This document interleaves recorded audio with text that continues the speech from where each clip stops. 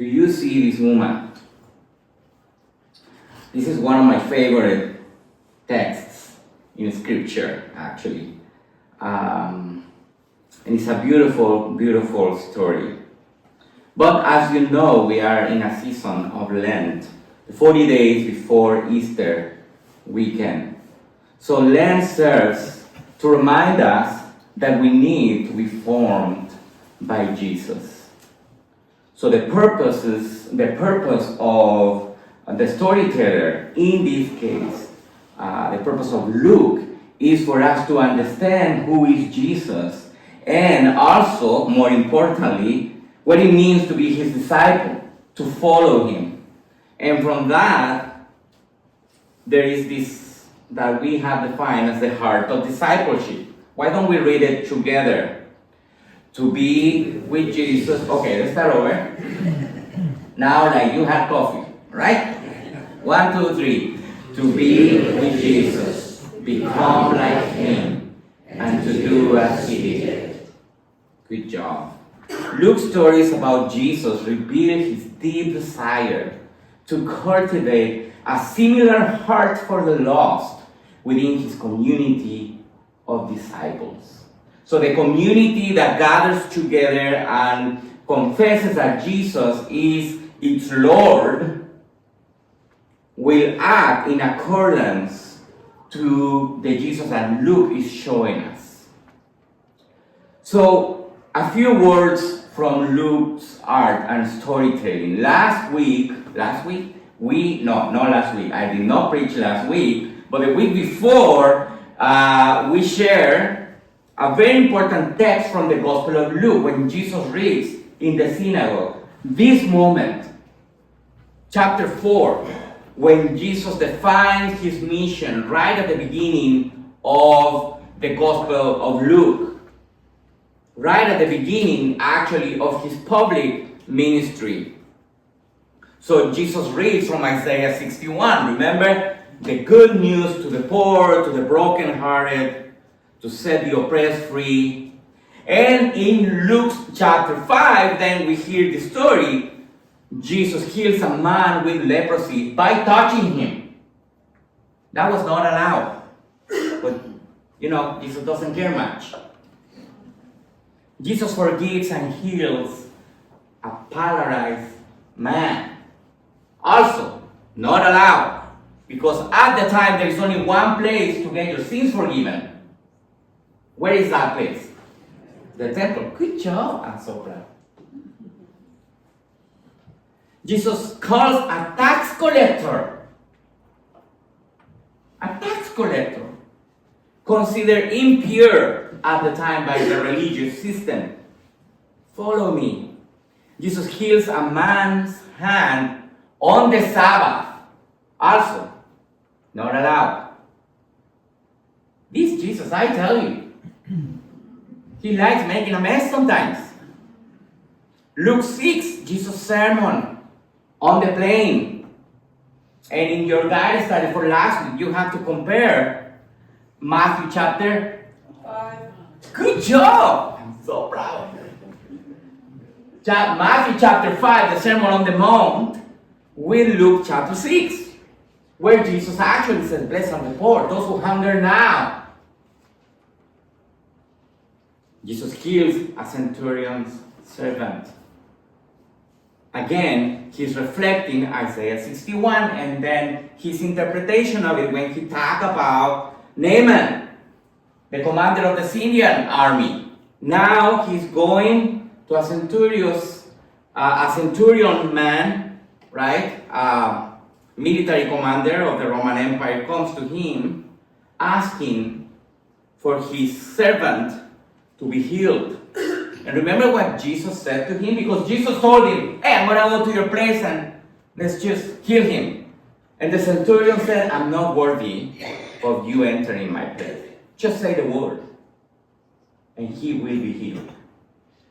And you remember Jesus' answer, I haven't found faith like this in Israel. I have not found faith like this in Israel. And again, Luke 7, Jesus raises a widow's son by touching the coffin. Also not allowed. Actually, very explicitly in the book of Leviticus. That's not allowed. So it's evidently that Jesus is putting into practice Isaiah 61 to define his mission and message. He's actually doing that. What he said he was going to do. I wanted to say a joke about, politicians. They should do the same, right? They should do the same. So a moment like this is the obvious consequence of Isaiah 61 in the life of Jesus and what he's been doing through the first part of the narrative. A moment like this, so important. And there is a lot in this text. It's a short story, very simple story, but there is a lot. And for that, of course, we need a bit of context. There has been a lot of studies about the social world of first century Palestine. There are many books about it. This is one of the most important books on the Gospel of Luke. So we're going to get into a few details because the Gospel of Luke places a lot of emphasis on Jesus eating with people. Okay? There's a lot of emphasis on the Gospel of Luke about Jesus eating with people. And one of these scholars actually says this: Jesus was executed because the way he ate with people. Yeah, he's actually kind of right in some ways. I'll explain why. So dining during Jesus' time, a few things that are very significant to understand what is going on in this meal. First, in first century Palestine, people tended to structure their world by classifying peoples, places, and things. And I should clarify, this sort of way of living was in all the Mediterranean world. Very important among the Greeks and the Romans. And they call this, do you see the word map? There, maps, mapping. So maps of people. And making very clear boundaries. Okay, you guys are here, don't mix with these ones in here. And you are here, don't mix with these sinners on this side. And you don't mix with these musicians. Right. Those are nice kind of sinners, all right? On this side is a joke, it's all a joke, right? So they place a lot of emphasis in classifying people. And it was very important, you don't mix.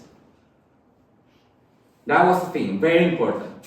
Second, meals contributed to this categorization, also affirming the values and structures within this world.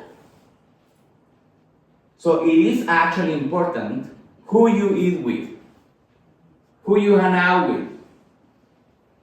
Meals were ceremonies that revealed patterns of social relations, social ranking, group solidarity, and economic transactions.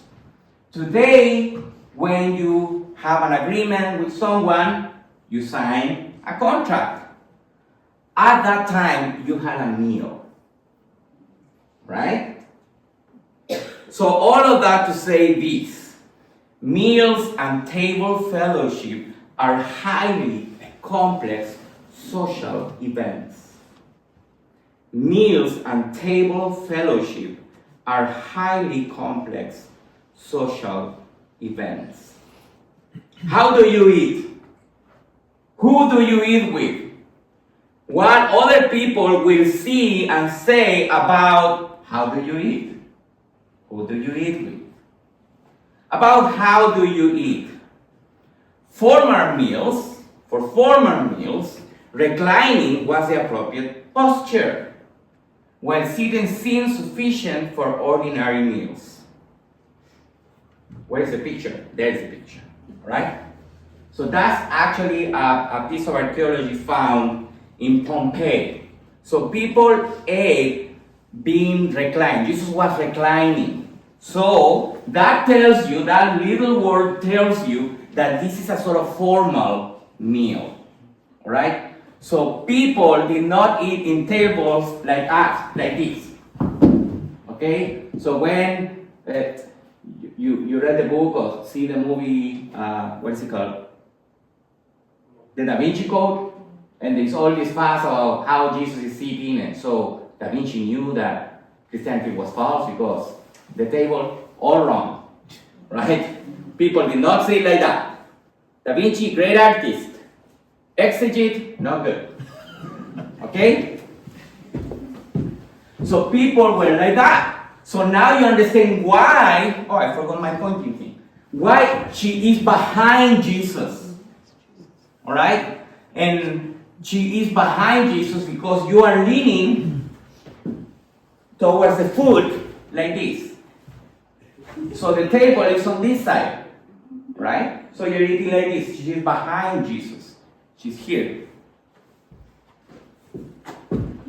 I think the picture was enough. I don't know why I did that. Right?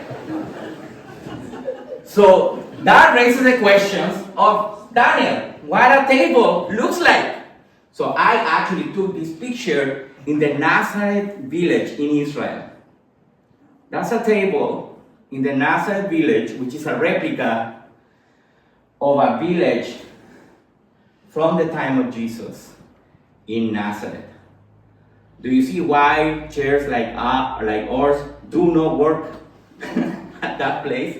So you are leaning there. Now this is a formal meal, and this seems to be a wealthy man, so the room obviously is bigger. A few things that we need to have in mind.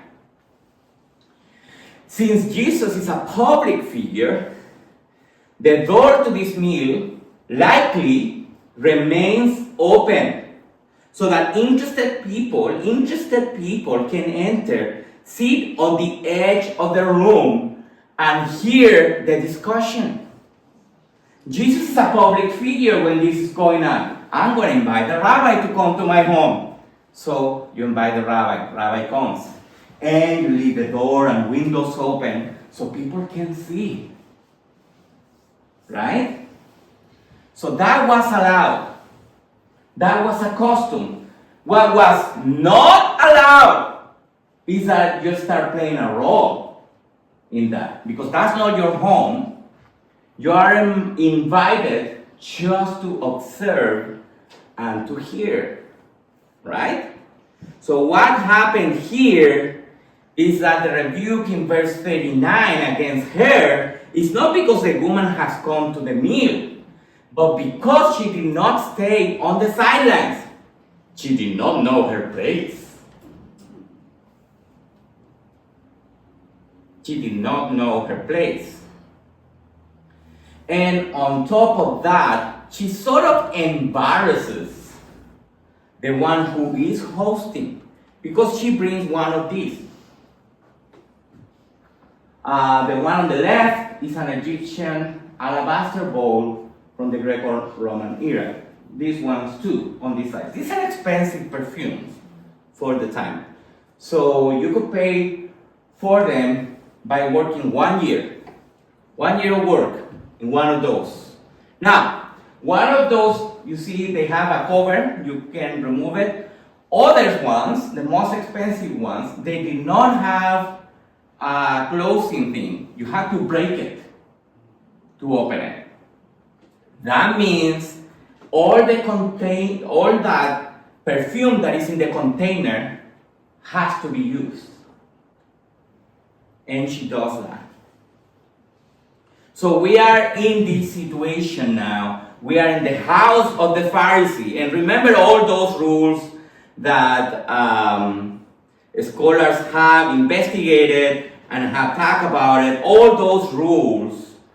Pharisees were even more strict about that. Jacob Nasser, he's actually a Jewish scholar, not a Christian scholar. He's a Jewish scholar who talks about Jesus. And he writes books about Jesus. He's a very interesting man to read. The Pharisees, although not priests, sought to uphold the high standards of the temple purity in their daily lives. That's why they're so strict. Okay? Because they want to have in everyday lives, in the villages around Galilee, around Judea, they want to have the same strict rules that the high priests have in the temple. They want to apply them for everyday lives. There is an interesting long story behind that. They wanted to be involved in the temple hundreds of years before. They were kicked out. They didn't like it, and long story short, 600 of them were actually crucified by another Jewish ruler. So, right? Since they were kicked out from the temple system, but they wanted to live like that. Basically, they live like priests in everyday life. And why are they doing that? Because by doing so, by being so strict with rules about purity, by doing so, they thought they were demonstrating their loyalty to Yahweh, to God. That's how you demonstrate. They are not just religious, crazy people that love annoying others. Okay? Yeah, you're laughing. We're talking about that time. Alright? They want to demonstrate their loyalty to God. So, for example, when they criticize Jesus for not washing his hands, and that's actually in the Gospel of Luke too, and Jesus is having none of it. He went after them with all he had. Actually, preached once from that, and my sermon title was called Jesus Takes the Gloves Off. So he was like, why? Because culturally, in the language and codes of that culture, they're not saying, oh, Jesus, you're gonna get, your foot dirty because you didn't wash your hands. No, they're actually criticizing his loyalty to God by doing so. Now, Jacob Neusser says this: the Pharisees held that even outside the temple, in one's own home, the laws of the ritual purity were to be followed at the table. Look at that. Therefore, one must eat secular food, ordinary everyday meals, in a state of ritual purity, as if one were a temple priest. The house's law of ritual cleanness applied to the ritual cleanness of foods, people, dishes, and implements involved in food preparation. And you know what? Just for eating, they had 222 rules. Just for eating. I'm going to give you only 170 now. No, just kidding. Alright? So then they have the little world, the rabbis are here, the Pharisees are here, the Sadducees are here, we got all these rules, everything is cool, and look at the screen and Jesus shows up and that's... You like that? That's cool, eh? Jesus shows up and boom. I love this picture. Don't make me start with the table. Okay? However, I love that picture. In that table, there are women, men, children. Jesus just doesn't care about all those 222 rules. He just doesn't care. And what he's doing, he's actually inverting societal norms. So, Luke chapter 5. Then Levi held a great banquet for Jesus at his house. So, have that in mind. Levi had a great banquet. And a large crowd of tax collectors and others were eating with them. But the Pharisees and the teachers of the law, who belonged to their sect, complained to his disciples, "Why do you eat and drink with tax collectors and sinners? That's not allowed." And now, why would a tax collector invite Pharisees? Maybe they're not invited to the meal itself, but they're invited to observe. You understand the culture now, right? And maybe Levi is like, "A rabbi, call me. Me! Call me! And none other than Rabbi Jesus." Would you want to show that up? Of course you would. Of course. You leave the door open, the window open, the roof open, everything. So everybody knows. Look, me, a tax collector, a sinner, and Jesus is eating with me. Sorry. Yeah, he was very excited, I'm telling you. So then we have this moment, this woman shows up, showing this amazing devotion to Jesus. And you get this man, this religious man, kind of complaining about it. What is she doing? If this man were a prophet, he would know better. He would know what kind of woman is touching him. Touching, not allowed. You know, these sort of men, they wouldn't even talk to women in public. They would walk in front of them if that was their wife, and they would have to walk behind them. A woman would never get her hair loose in public. And she's doing and upsetting all these norms. So the Pharisee is not impressed. This is his home. Alright? And she's supposed to stay in the margins. She doesn't supposed to get involved. But she didn't care. Would you care? If you see Jesus there and you knew who he was? I wouldn't. So Jesus said to him, "Hey, I have something to tell you." And when you hear that, and the way it's expressed there in the original language, you are like, ooh. Simon, you get ready. So he tells him what? A story. Of course, because that's Jesus, right? He tells you a story. So, two people owed money. One owed a lot of money, one owed little money. Both are forgiven. Which one of them will love the lender more? The one who owed more. Thank you. You're here with me. That's good. Which one will love more? And he's talking about forgiveness. These people have their debt forgiven. Where is that coming from? The Jubilee year. Where is that? Isaiah 61. How did Jesus start his ministry? By reading what? Isaiah 61. 61. Good job, man. Good job. So, and I love that question. Love it. Do you see this woman? I came into your house. This is your place. You did not give me any water for my feet. Rude. But she wet my feet with her tears and wiped them with her hair. You did not give me a kiss. Rude.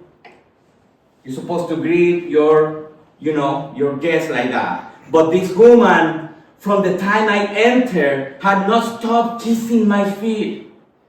You did not put oil on my head. Again? Rude. Good job. But she has poured perfume on my feet. Therefore, I tell you, her many sins have been forgiven, as her great love has shown. But whoever has been forgiven little, loves little. And this is where you and I especially me as a professional religious person, had to be very, very careful. Because this woman, no theological studies, can you believe that? Unbelievable. No status, a sinner. Luke says she lived a sinful life, trying to explain, right? The original text is very simple. She was a sinner. That's what it says. Some people said she was probably a prostitute, maybe. We don't know, but that's assumed. But here, in the implication and in Jesus' rebuke, is that, listen, you are the host. This is your home. And you treat me like this? Look at her. Do you see this woman? Do you see this woman? You ever seen her before? You ever read this text and be impressed by her? Do you see this woman? Do you? Do you see her? Regretfully, Simon too is a sinner, but his sins are more socially respectable, right? The sin of pride, arrogance, hard-heartedness, insensitivity, and a judgmental spirit, things that religious people, especially professional religious people, rarely identify as a sin. Yeah, I know, chicos, those are sins, but yeah, they're not that bad. Right? They're not that bad. A long time ago, in a galaxy far, far away, I was in this tiny church in Chile. So I was a seminarian back then. That means you are in seminary and you are a student and you are doing your practicum at a church. Some kind of thing. That church did not have a pastor. I was sort of the pastor, but not the pastor. Not a good position to be in. So I say, and I wish I am making this up, but I'm not. I say, oh, she wants to have a prayer meeting in her home. So I'm going to go to her home. Who's going with me? It's a leaders meeting. One man stood up. We are all sitting on a table. There are like 14 of us. He stood up,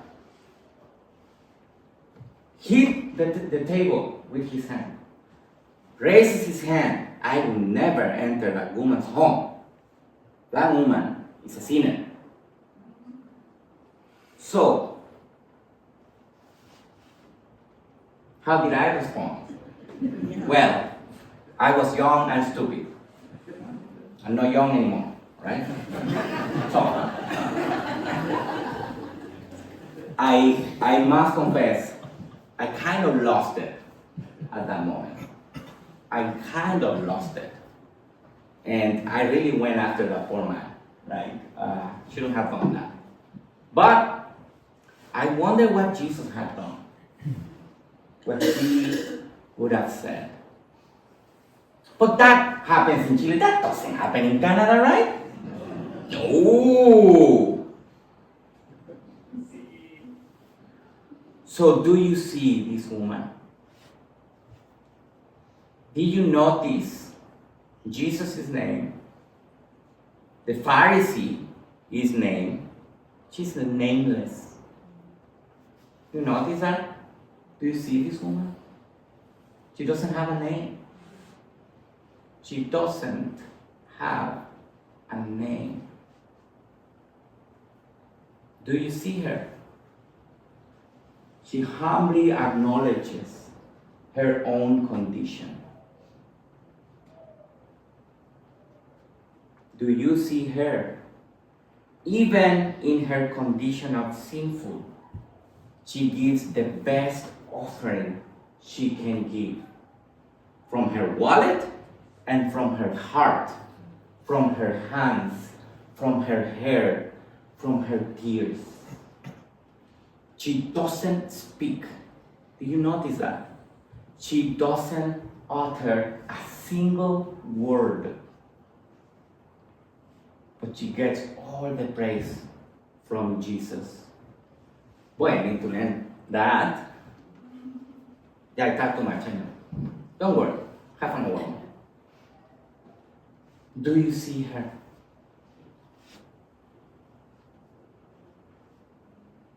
Do you see her?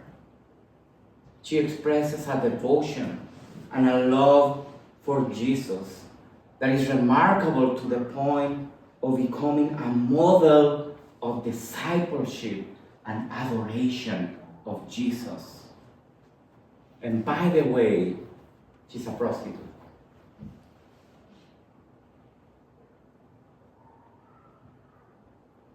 Isn't that shocking?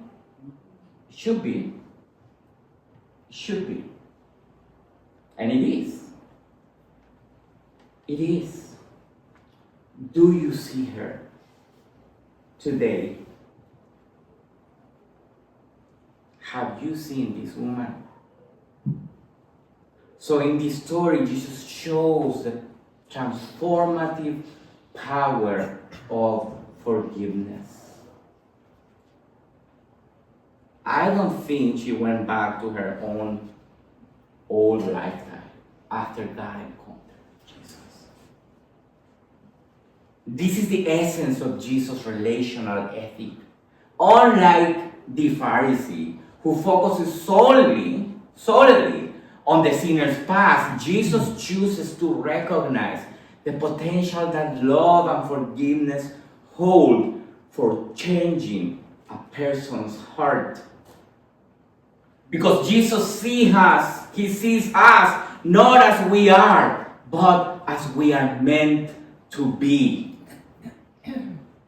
I wish we remember that. Jesus sees us not as we are, but as we are meant to be. That's the way He sees you. That's why we have that at the front. Because all we are is because of that cross.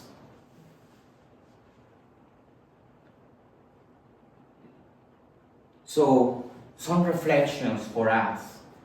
Do we have more in common in this story with Simon or the woman? Or do we have more in common with Jesus? Does our community look more like Simon or Jesus?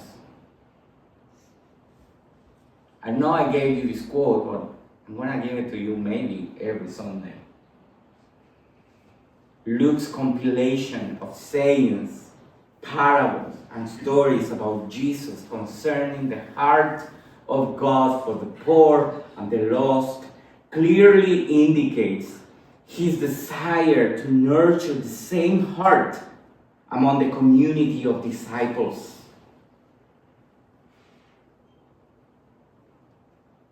So Jesus' project, that reading of Isaiah 61, is our mission as well. If we are going to be that kind of community, we are meant to be a community who sees those who Jesus welcomed, redeemed, and transformed.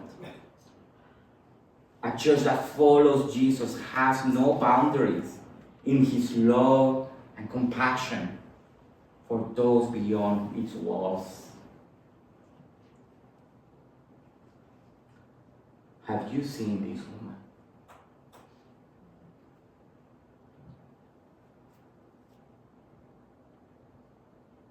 Have you?